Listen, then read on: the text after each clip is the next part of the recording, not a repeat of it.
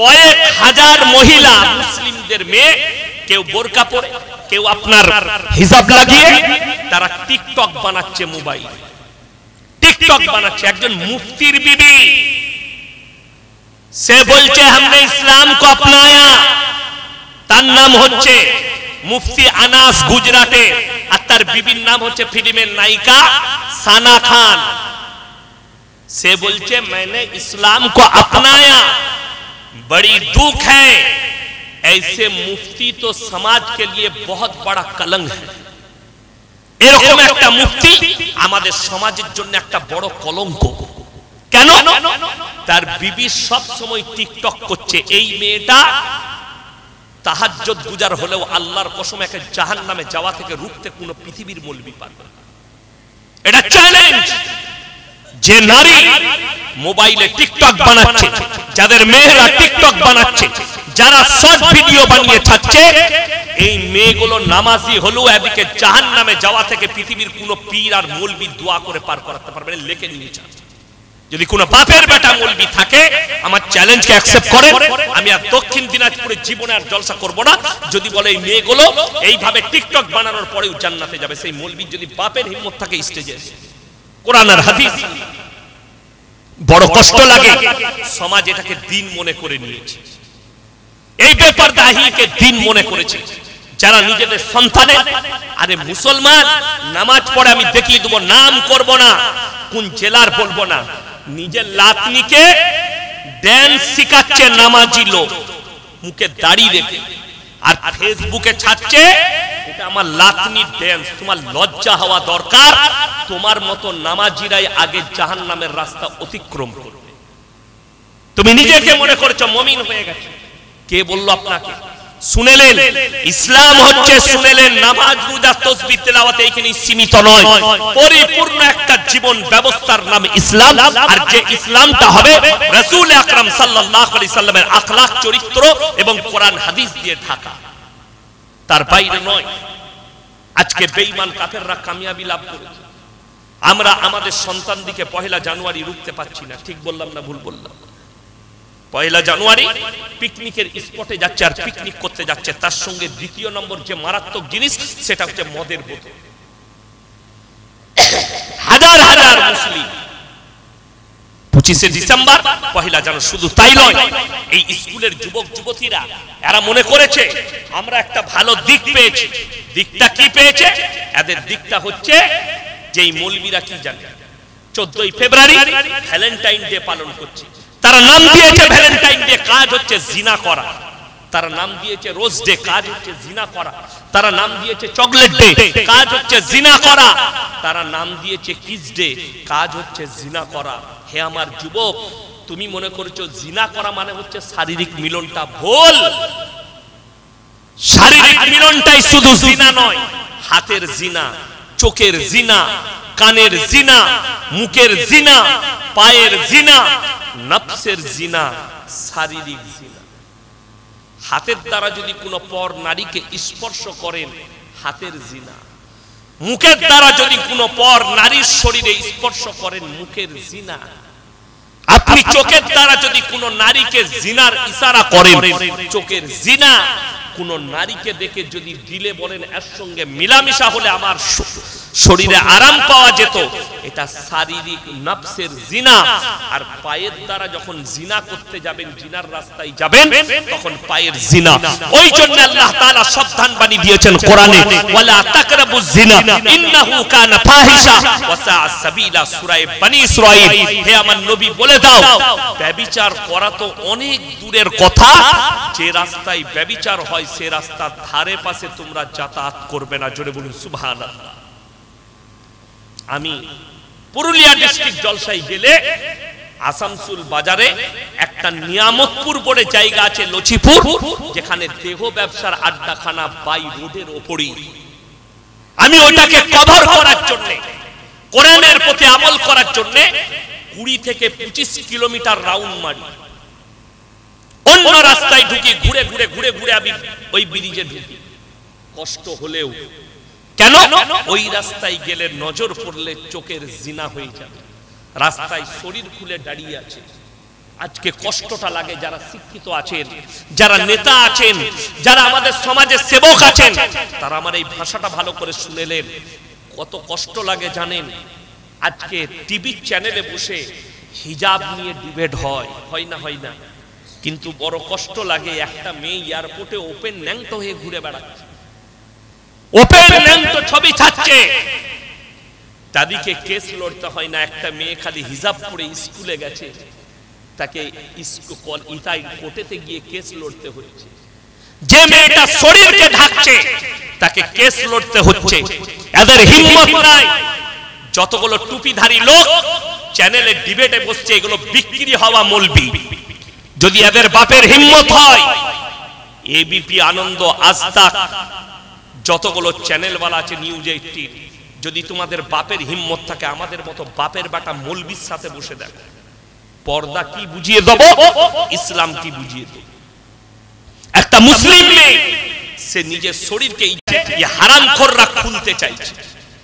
যারা মনে করছেন ছোট পোশাক পরাটা ইসলাম, এই দেশের মডেলিং, জেনে রেখে দিবেন, যদি ছোট পোশাক পরা মডেলিং হয়, তোমার গঙ্গারামপুরের সব থেকে বড় মডেলিং হচ্ছে কুত্তাগুলো, যারা কোনো পোশাকই পরে না। আর যদি তুমি মনে হয় যে ইসলাম কি, নারীর মর্যাদা কি, আপনি অবাক হবেন। একটা চকলেট কাগজে মুড়া থাকে না খোলা থাকে? কথা বলে না? মুড়া থাকে। সামান্য একটা 1 টাকা দাম একটা চকলেট, সেটা খুলে দিলে যদি তার ইজ্জত নষ্ট হয়ে যায়, তুমি ভেবে দেখো তোমার স্ত্রীর মর্যাদা কতটা, তাকে খুলে দিলে কতটা ক্ষতি হতে পারে। একটা চকলেট যেটার কোনো মূল্য নাই, যেটার দাম 1 টাকা, তুমি কি তোমার বিবিকে, তোমার মেয়েকে, তোমার বিটিকে চকলেটের থেকেও কুমা মনে করেছো? যে রাস্তায় ন্যাংটো বার করে দাও, ছোট পোশাক পরে বার করো। একটা কলা যদি আপনার বাজারে কেউ কলাটা ছিলে বিক্রি করে, সেই কলা আর কেউ কিনবে? দুটো কারণে কিনবে না, এক তো মাছি বসেছে, দ্বিতীয় ধুলো পড়েছে।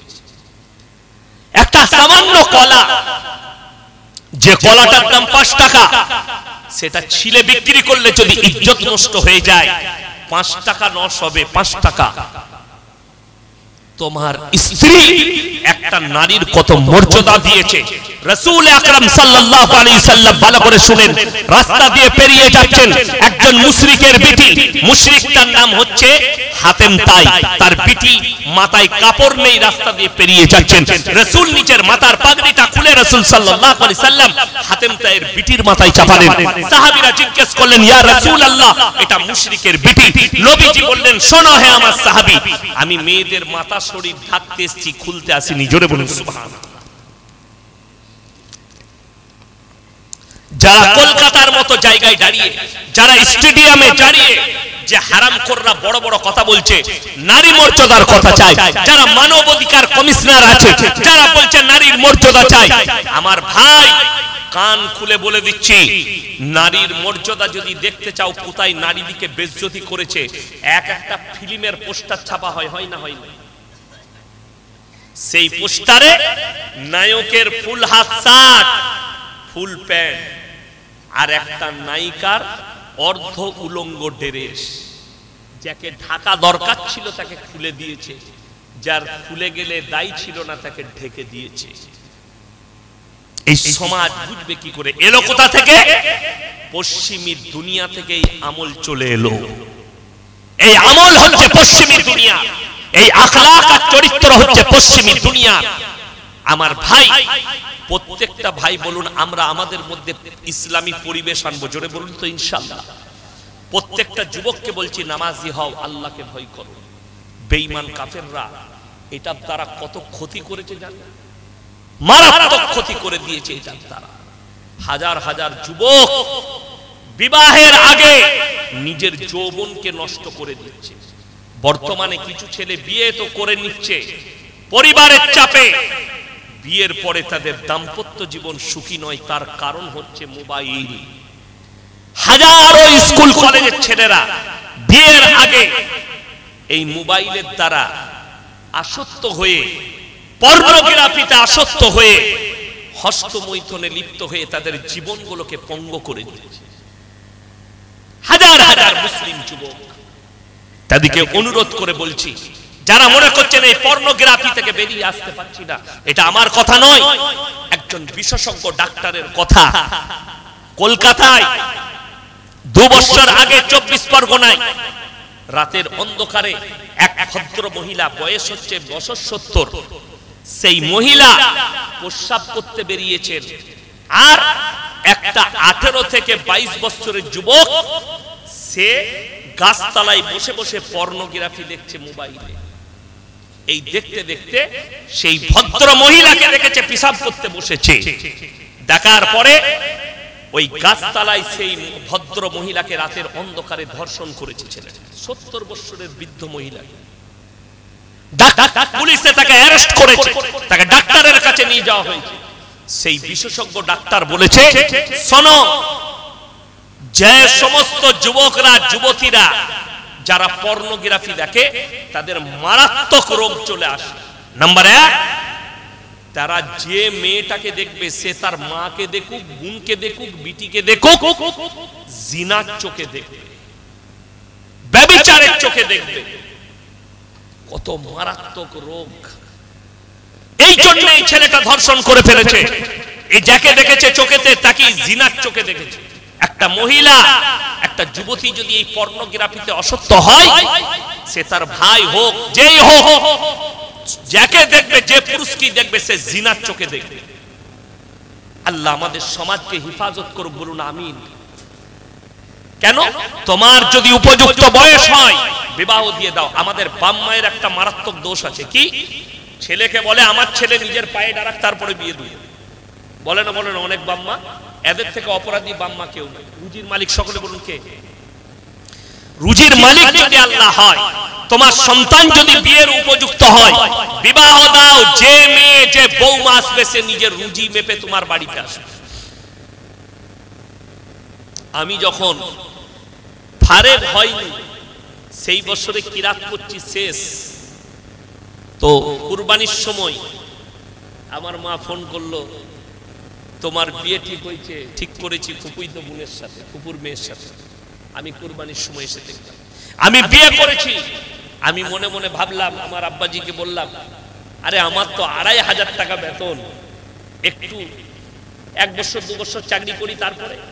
আমার আব্বাজি বললে, রুজির মালিক আল্লাহ, তুমি বিয়ে করো। আমি বিয়ে করলাম। বিশ্বাস করুন, আজকের দিন পর্যন্ত যে 2500 আল্লাহ যে বরকত দিয়েছিল, আজকে 2.5 লাখে তার থেকে বেশি নয়, অতটাই বরকত আছে। কোনদিন অনুভব করি না। যেদিন 2500 যেমন অনুভব করেছি, আজও সেটাই অনুভব করি। কেন? যে আসে সে নিজের রুজি মেপে আসে। ওই জন্যে পেটের বাচ্চা এলে বাচ্চাকে ভয়ে নষ্ট করতে যাবেন না, যে আমার একটা বাচ্চা আছে, আর একটা বাচ্চা হলে কি করে খাওয়াবো, মানুষ করব। কেন? কোরআনে মারাত্মক আল্লাহ উপদেশ দিয়েছেন, ওয়ালা তাকতুলু আওলাদাকুম খাশিয়াতা ইমলাক নাহনু নারযুকুহুম ওয়া ইয়াকুম। তোমরা দরিদ্রতার ভয়ে তোমাদের আওলাদকে কতল করো। যারা নিজেদের পেটের সন্তানকে ওষুধ ইনজেকশন দিয়ে নষ্ট করেছেন, মার্ডার করেছে। কতল মানে কি? কতল মানে কি? মার্ডার। পেটের বাচ্চাকে যারা মার্ডার করেছে, কিয়ামতের দিনে আল্লাহ আপনাকে ক্ষমা করবেন কিনা এটা আল্লাহই জানেন। আপনি ক্ষমা চাইবেন কেঁদে কেঁদে, আল্লাহ আমি বড় অপরাধী। এইটা নিচর কোনো মৌলবি দিতে পারেননি। আমি আমার উস্তাদ মুহতারামকে জিজ্ঞেস করেছিলাম, হাদিসের উস্তাদ, হযরত কেউ যদি নিজে থেকে নিজের পেটের সন্তানকে কতল করে ওষুধ কিংবা ইনজেকশন দিয়ে, इसका क्या होगा कियामत के दिन? बोले भाई उनको कहो कि अल्लाह से माफी मांगे, बस अल्लाह ही जाने, अल्लाह माफ करने चाहा तो कर दे सकता, लेकिन इसका कोई माफी नहीं है। আজকে মুসলমান জানে না ছোট ছোট পাপগুলোকে, তারা ভাবেই না। কেন? নিজের ব্রেনের দ্বারা কথা বলে, ব্রেনের দ্বারা পরিচালিত হয়। আপনি আপনার ব্রেনের দ্বারা ইসলামের বিচার করবেন না, ইসলামটাকে নিজের মনে করবেন না।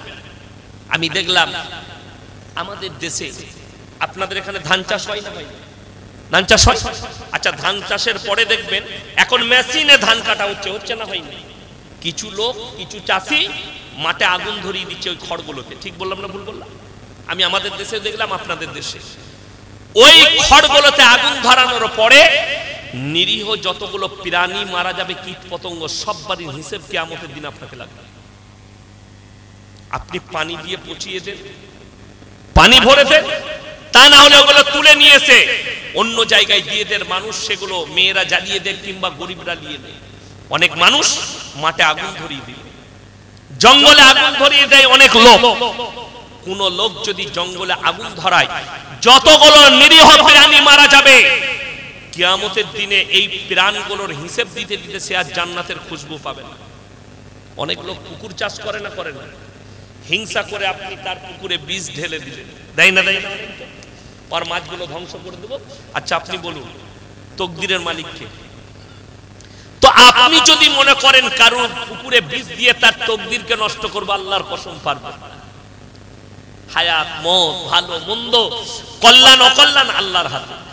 বরঞ্চ আপনি যদি কারোর পুকুরে বীজ দেন, কিয়ামতের দিনে আল্লাহর কসম করে বলছি, ওই যতগুলো নিরীহ প্রাণী, মাছ থেকে শুরু করে কীট পতঙ্গ, সাপ বিছু যারাই মারা যাবে পুকুরে, এর হিসেব দিতে দিতে আপনি আর জান্নাতের খুশবু পাবেন না। ফেরে পড়ে যাবেন। আপনি নামাজি, তাও আপনি ফেরে পড়বেন।